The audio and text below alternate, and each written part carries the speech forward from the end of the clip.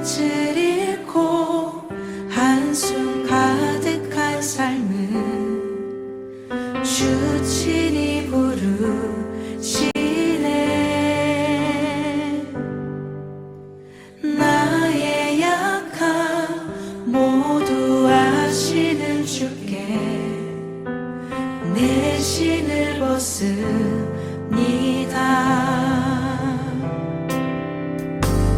낙심하고 고된 인생을 통해 주의 뜻 이루시네.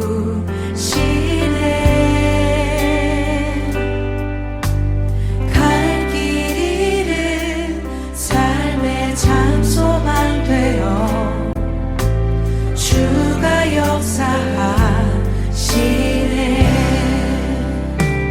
바다의 길을 내며 하늘에 빛을 두신 주, 내 깊은 두려움 다 씻어주시네. 주 품에 가득 안겨 언약의 길을 걸으리. 한없는 그 사랑 나 찬양하리라. 감사합니다. 2024년 6월 5일 사랑하는 주님이 자녀들에게 주시는 말씀은 패배한 사람은 승리한 사람의 종입니다. 성경 말씀은 베드로서 2장 18절에서 19절 말씀입니다. 그들이 허탄한 자랑의 말을 통하며 그릇되게 행하는 사람들에게서 개우 피한 자들을 음란으로서 육체의 정욕 중에서 유혹하는도다. 그들에게 자유를 준다 해도 자신들은 멸망의 종들이니 누구든지 진 자는 이긴 자의 종이 됩니다. 아멘. 베드로후서 2장 18절에서 19절 말씀입니다. 거짓 선생들의 불의에 대한 고발과 경고입니다.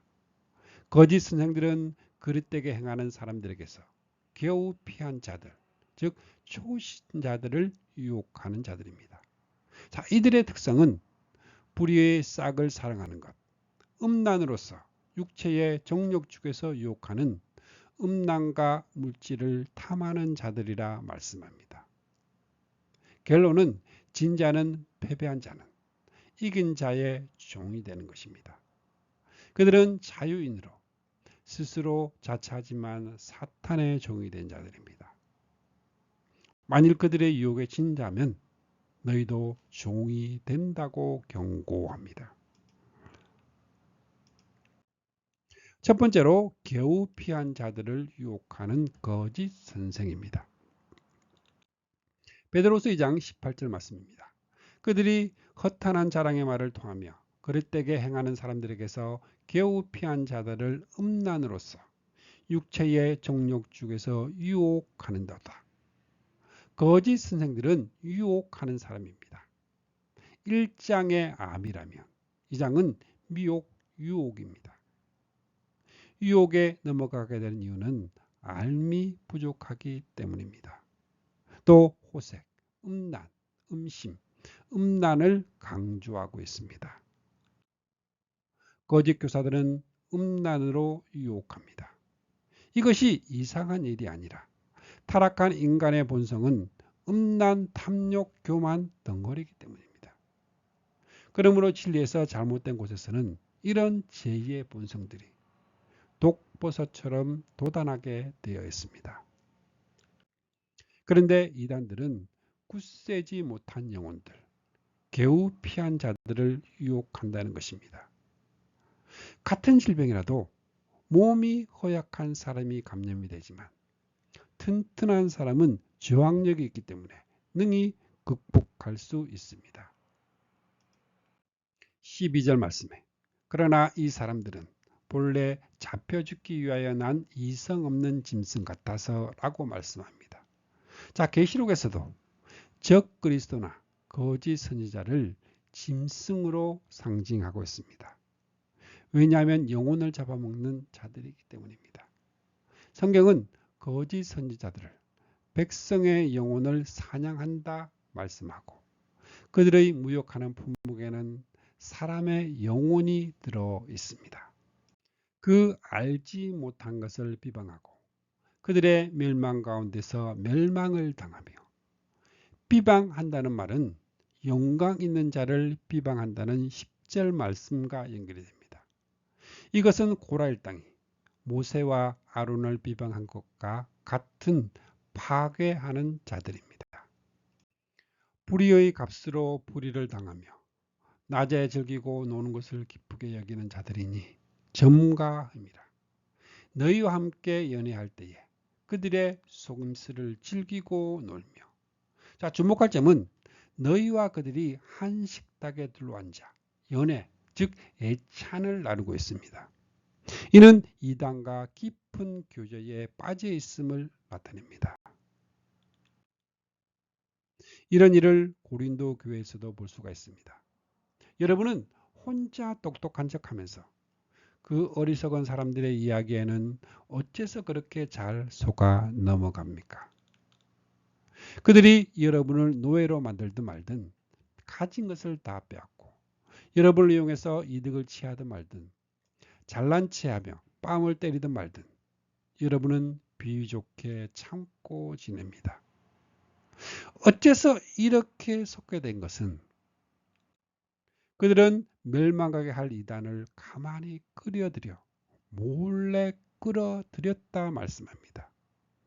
그들 가운데는 교묘하게 남의 집에 파고 들어가서 지각 없이 제2의 정욕에 물타는 여자들을 꼬여 자기들의 새 교리를 퍼뜨리는 자들이 있다 말씀합니다. 자, 이렇게 되면 그 연회나 그 예배가 어떻게 될까요? 점가합니다.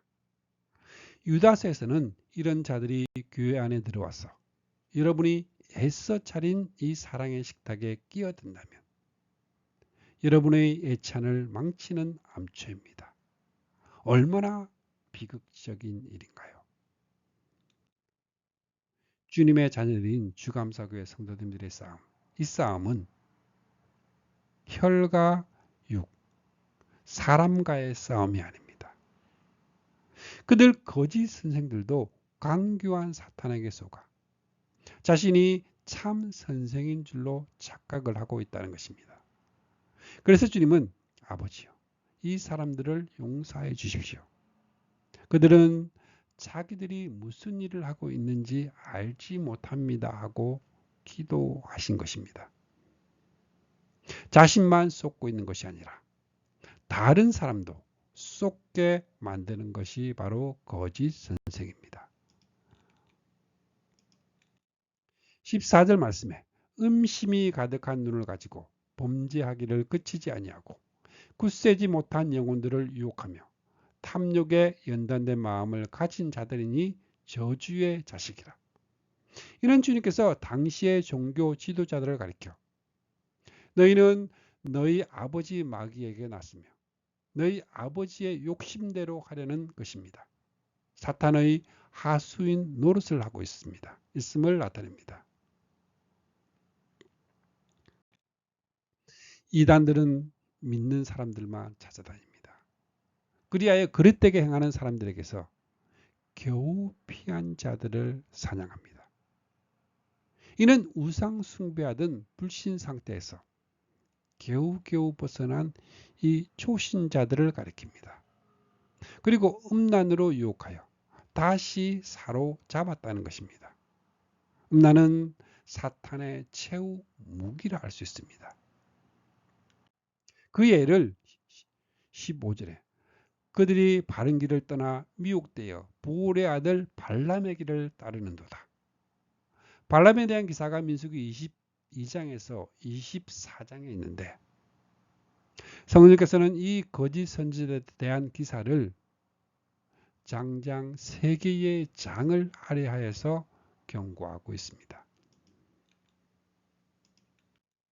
그는 불의의 싹을 사랑하다가 발락에게 매수되어 이스라엘을 저주하려 하였으나 하나님이 막으심으로 뜻을 이루지 못하고 돌아가게 됩니다. 그런데 그가 돌아간 후에 백성들이 모압 여자들과 음행하기를 시작하니라. 이것이 의미하는 것은 발람에게 뇌물을 주고 청한 이 발락이 바로 모압 왕입니다. 그렇다면 이는 발락의 관계라고 보아야 합니다. 모세는 이 여자들이 발람의 꾀를 따라 이스라엘 자손들을 범죄하게 한 자들이라 말합니다. 그러니까 발람은 돌아가면서 음란 작전을 말해 주었습니다. 그런데 이런 일이 가나안 입구 시딤에서 일어났습니다. 그 고비만 잘 넘겼더라면 약속의 땅에 들어갈 수 있었던 2만 4천 명이 음란이라는 유혹에 걸려 죽은 것입니다. 그래서 음란이 사탄의 최후 무기라 할 수 있습니다. 이런 일이 우리에게도 일어나고 있지 않나, 여러분께서 경각심을 가져야 합니다. 자, 19절 말씀에 그들에게 자유를 준다 하여도 자신들은 멸망의 종들이니 누구든지 진 자는 이긴 자의 종이 됩니다. 자, 19절 말씀 안에는 자유와 종이 있습니다. 베드로 사도가 3장 15절에서 바울의 편지를 거론하는 것으로 보아 거짓 선생들은 바울이 그리스도께서는 우리를 해방시켜 자유의 몸이 되게 하셨습니다. 그러니 이제 여러분은 이 자유를 잘 보존하고 다시는 율법에 묶인 노예가 되지 마십시오. 바로 이 자유를 오해한 것으로 여겨집니다. 그들에게 자유를 준다 하고 선전하지만 실상은 멸망의 종입니다. 자, 12절에서도 멸망 가운데서 멸망을 당하며 합니다. 자, 그들이 멸망의 종이 된 것은 멸망을 당할 사탄의 하수인 노릇을 하고 있기 때문입니다. 19절 말씀에 누구든지 진 자는 이긴 자의 종이 됩니다. 이 말씀의 결론입니다. 진 자는 이긴 자의 종이 된다는 말은 전쟁에서 패한 자들이 포로가 되어 끌려가는 이 비참한 장면을 연상하게 합니다. 그러므로 진 자, 즉 패배한 사람과 이긴 자라는 말은 신앙생활은 바로 영적 전쟁임을 나타내는 것입니다. 이제 두 번째로 나중 형편이 처음보다 더 심하게 되리라. 베드로서 2장 20절 말씀에 만일 그들이 우리 주 대신 구주 예수 그리스도를 알므로 세상의 더러움을 피한 후에 다시 그 중에 얽매이고 지면 그 나중 형편이 처음보다 더 심하리니, 나중 형편이 처음보다 더 심하게 됩니다. 자, 어떤 경우에 이렇게 될까요? 다시 그 중에 얽매이고 지면 그렇게 됩니다. 자, 20절 말씀은 만일 하고 시작이 되는데 주님이시면 구주이신 예수 그리스도를 알게 된 이 세상의 악한 생활에서 빠져나왔던 사람이 다시 과거의 죄된 생활로 되돌아가게 된다면 어떻게 될까요? 그 상태는 전보다 훨씬 더 나빠질 것입니다. 이 점에 대해서 주님은 더러운 귀신이 어떤 사람에게서 나와 물 없는 빈들을 헤매며 쉴 곳을 찾았습니다. 그러나 찾지 못하자 그가 나온 그 사람에게로 되돌아갔습니다. 그리고 전에 있던 집이 청소되고 잘 정돈된 것을 보고 자기보다 더 악한 다른 귀신 7을 데리고 와서 모두 그 사람에게로 들어갔습니다. 자, 그렇게 되면 그 불쌍한 사람은 전보다 훨씬 더 비참하게 되는 것입니다. 21절 말씀에 의의 도를 안 위해 받은 거룩한 명령을 저버리는 것보다 알지 못하는 것이 도리어 그들에게 나으니라. 의의 도를 안 위해, 이는 그리스도께서 한 번 죄를 위하여 죽으사 의인으로서 불의한 자를 대신하셨으니 하는 이 복음을 가리킵니다. 우리를 의롭다고 여겨주셔서 우리를 하나님 앞으로 인도하시기 때문에 의의 도입니다. 의의 도. 시내 산에서 모세를 통하여 이스라엘 백성에게 선포하신 이 언약의 말씀을 뜻합니다.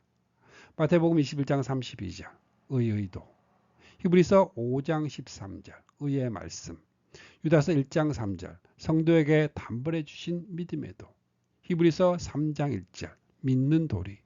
신명기 6장 25절 우리가 그 명령하신 대로 이 모든 명령을 우리 하나님 여호와 앞에서 삼가 지키면 그것이 곧 우리의 의로움이라 할지니라.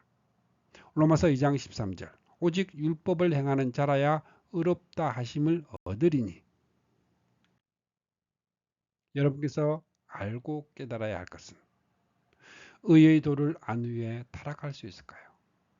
언제나 중요한 것은 말씀의 문맥입니다. 베드로 사도는 지금 견인 교례를 말씀하고 있는 것이 아니라 거짓 선생들에게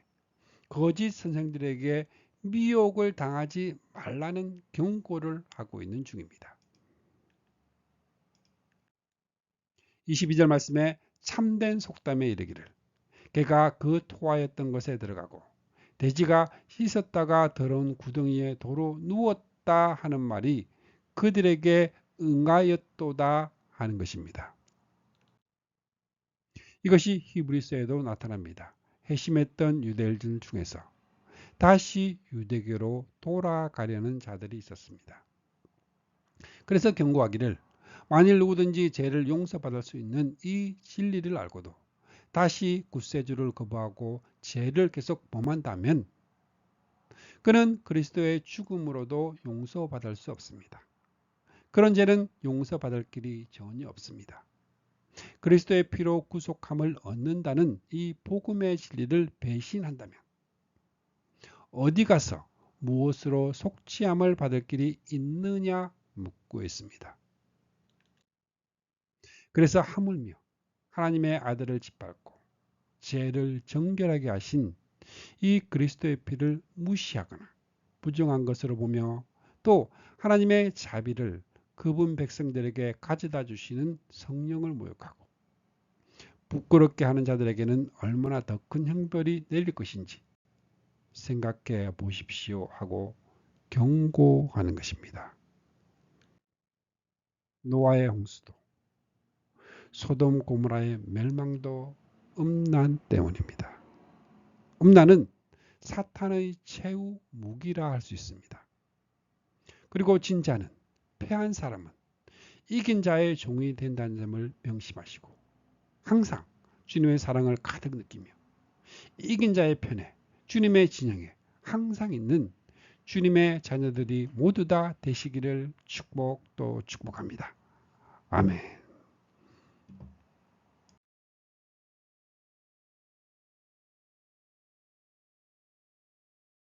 말씀을 통해 주님의 사랑을 느끼며 주님의 은혜의 축복을 받는 기도의 시간입니다.